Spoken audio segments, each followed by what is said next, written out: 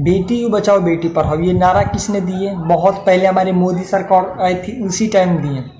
मैं मोदी सरकार को दोष नहीं दे रहा हूँ भाई, ये बात पहले सुन लेना। मैं मोदी को दोष नहीं दे रहा हूँ, मैं अपनी इस समाज में जो चीज़ घटिया हो रही है मैं उस मुद्दे पे बात कर रहा हूँ, और सरकार को भी इस चीज़ को मानना पड़ेगा, ये बात आप मान लीजिए।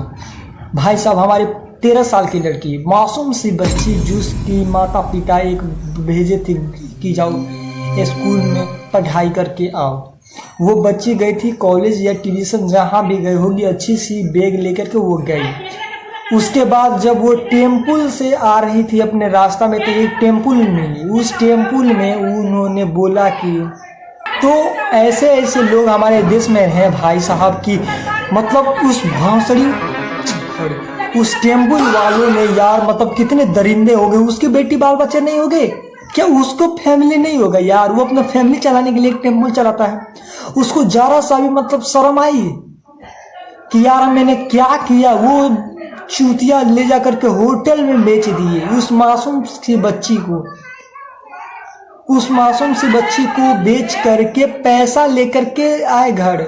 फिर उनके माता पिता ने थाने में गए, थाने में जाकर के रिपोर्ट दर्ज करवाई कि हमारी बेटी 24 घंटा से लापता है। भाई थाने वाला भी हैरान, माता पिता तो बहुत ज़्यादा हैरान कि क्या हुआ।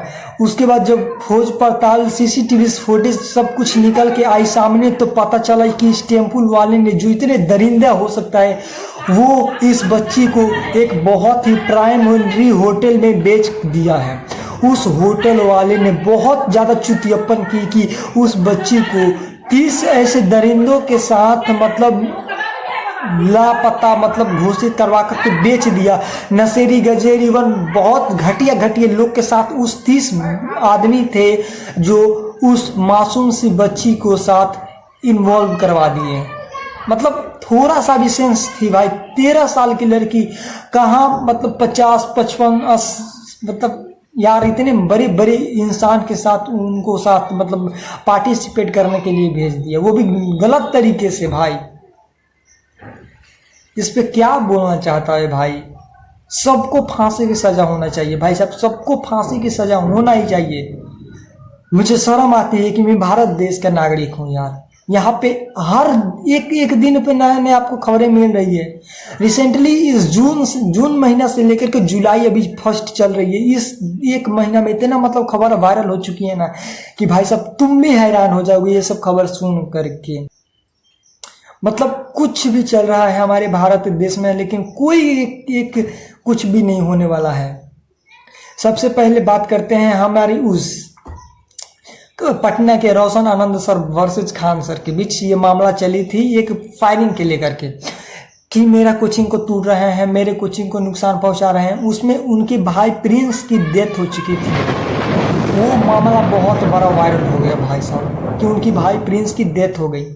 दूसरी नंबर बात, हमारे एक भरत भूषण तिवारी थे, उन जब अपने पॉलिटिक्स के चलते अपनी पॉलिटिक्स में उतरने के चलते वो उतर रहे थे कहाँ हमारे सभी नागरिक को मतलब जैसे में कोई होता है ना कि वोटों को मांगना है तो चलो हम उनकी सेवा कर दें, उसी तरह वो भी मतलब पॉलिटिक्स में खड़ा होने के लिए सभी गरीबों और जितने भी मतलब लाचार फैमिली थे उनसे मिल रहे थे और उनकी काम को पूरे करने का जिम्मेवारी उठा रहे थे।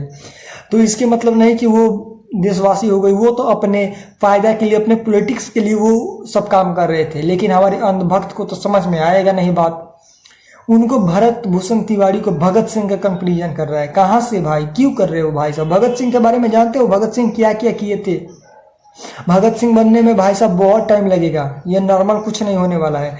और ये हमारे भगत और दूसरी बड़ी गलती कि पुलिस के सामने वो पिस्टल टांग दिया भाई साहब।